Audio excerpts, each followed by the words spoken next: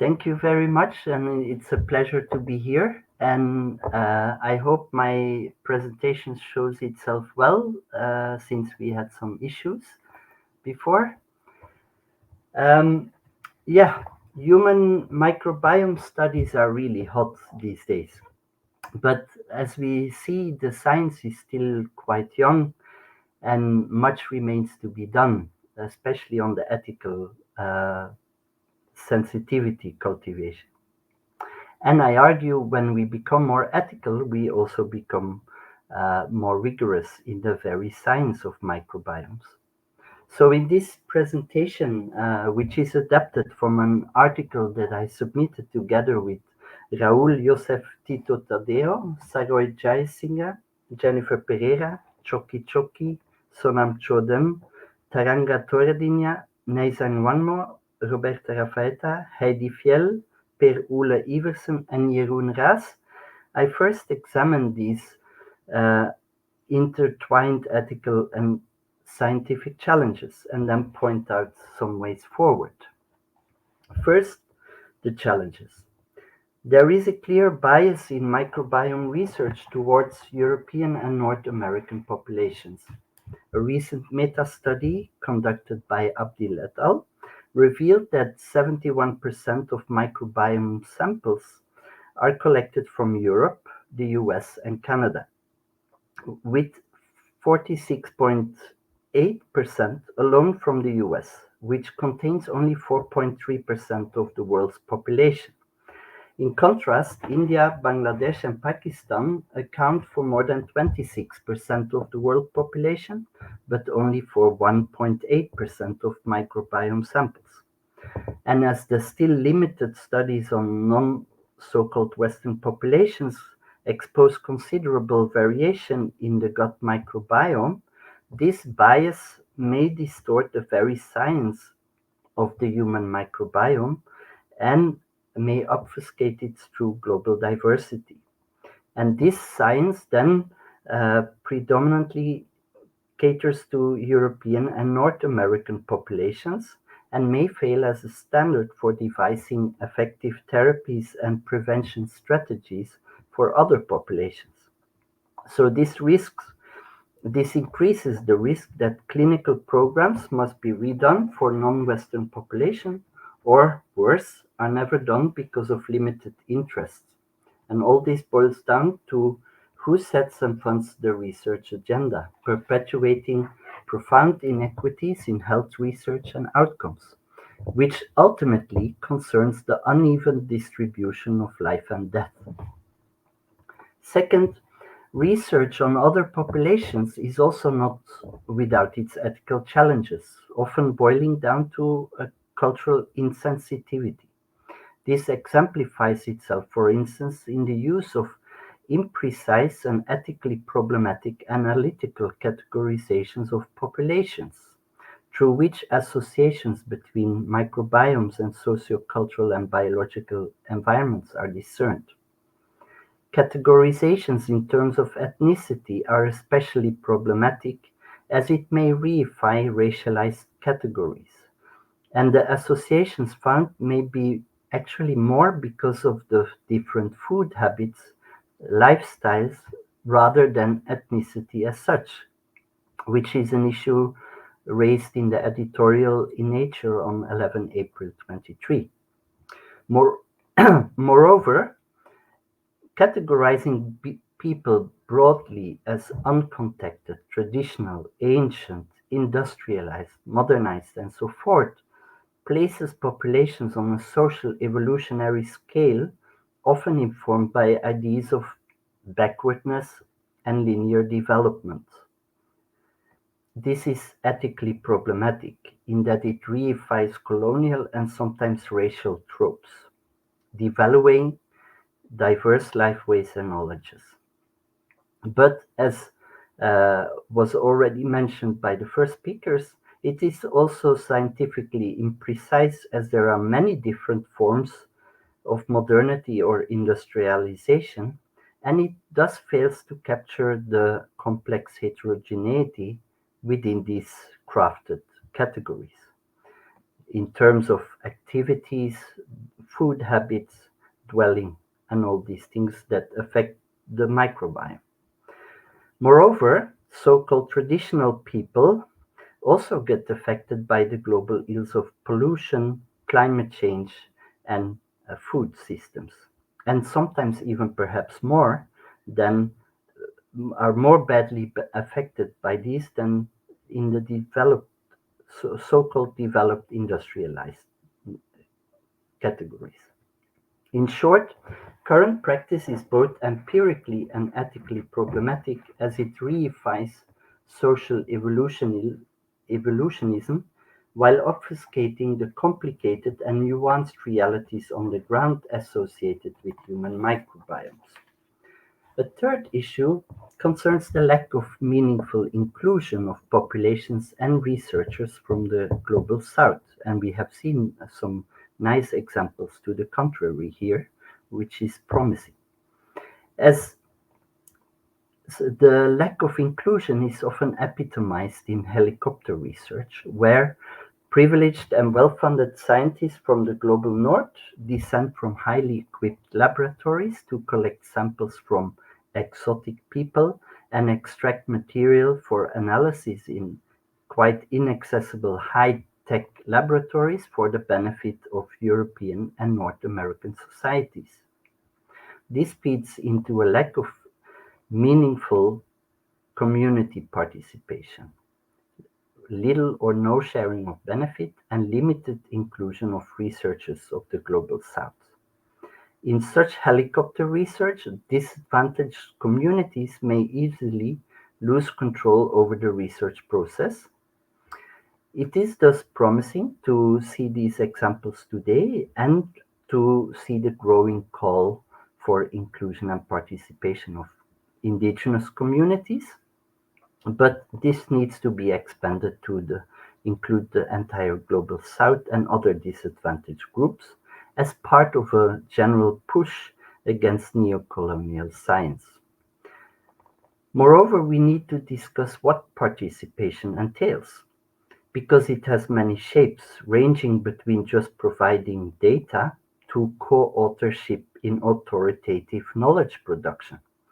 And these influence whether or not these populations may experience it as meaningful to participate.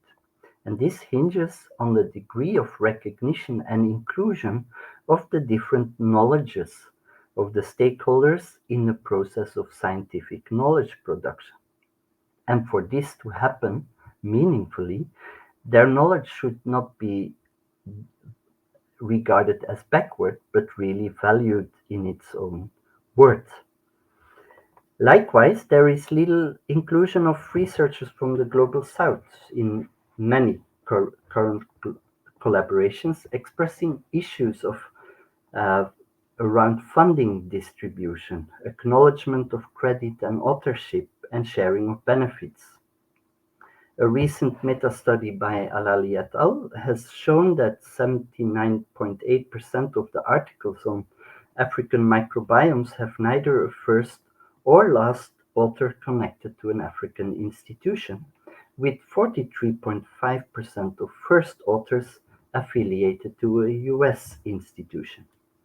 One explanation, and I think this is really key, is the inequality in funding resources, which then turns economic inequality into a scientific and reputational inequality, which then becomes further perpetuated in particular funding streams favoring these highly reputed researchers.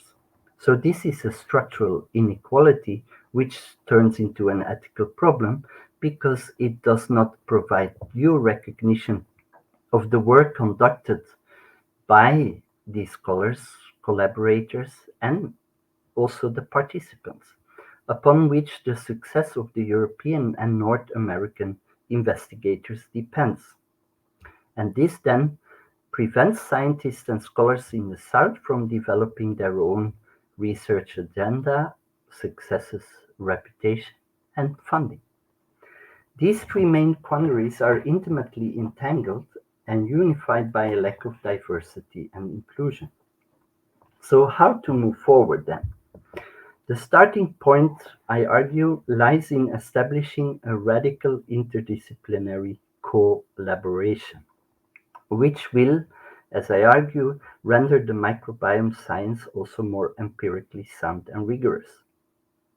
Collaboration is a notion adopted and adjusted from Jörg Niewerner and entails experimentation in working with various partners and experts, not only scientists and academics, but also non-academics and people from the community, and working together around a shared matter of concern, here the microbiome.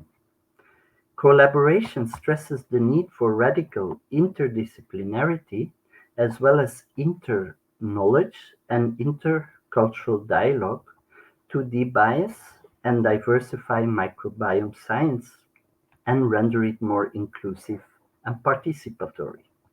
It is laborious work, requiring time and effort, where frictions surface and are respectfully and openly dealt with. Collaborative microbiome research then involves both human sciences and microbiological sciences, as well as concerned community stakeholders jointly shaping the microbiome research, all the way from inception to the sharing of benefits, which also includes translation into therapies and medicine.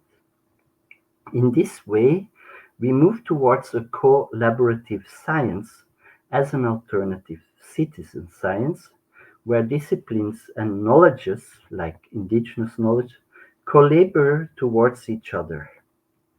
So, how does this then play out in the three sets of ethical quandaries? First, to debias the science, we need to include more studies on diverse populations, but while avoiding the pitfalls of extractivism, as in helicopter research. For this, we need to first research and understand the local context much better and identify relevant community stakeholders, researchers from the global south and from these different disciplines to establish radical interdisciplinary intercultural teams and co-design the research together, discussing the aims of the research questions, the design, the sharing of benefits, and so forth, so that everyone and also the involved communities have ownership throughout the entire process in this joint labor. But this requires several preparatory steps, of which I already mentioned one, but others are listed in the slides. This inclusion and participation will contribute to reconsidering the ethically and empirically problematic analytical categories currently too often deployed in microbiome research. To devise ethically and empirically sound categorizations based on natural surroundings, cultural practices, socioeconomic status, food and dietary intake, use of antibiotics, and other so-called time and place-dependent environmental factors within diverse populations to determine their associations with the microbiome. All this requires a respectful attitude towards the different knowledges furnished by the different stakeholders and disciplines. The collaboration of microbiologists with social scientists and local scientists and interlocutors is essential to broker intercultural relations of mutual understanding of the matter at hand, here the microbiome. And this is necessary in this joint labor, which is an inter-knowledge effort of collaborative science to, and this helps to invite a true consent and participation by concerned communities. This will help us to come to a more nuanced understanding of the complex empirical realities, while at the same time cultivating a heightened ethical sensitivity in this joint labor. As such, it becomes possible to create true synergies, enabling microbiome research to become more accurate, pluralistic, inclusive, non-stigmatizing, and ethical. This lays the ground for a meaningful inclusion and participation of concerned communities throughout the research, from the start, setting the agenda all the way to benefit sharing, so that they can participate fully in joint authoritative knowledge production if they want, and acquire ownership. Collaborative science includes microbiologists, anthropologists, and other disciplines, scholars from relevant countries, and stakeholders from the concerned communities.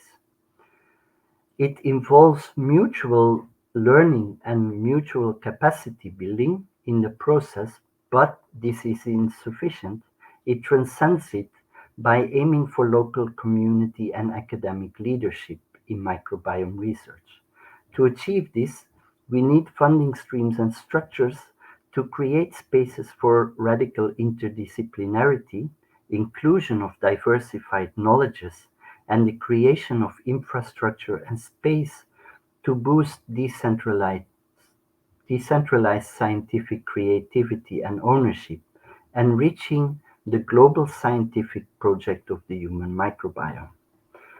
Adopting this approach to achieve ethical, collaborative microbiome and more generally decolonial global health science will require scholars to think out of the disciplinary box, assess one's approach and knowledge critically, restructure funding streams, and move outside of the academic comfort zone.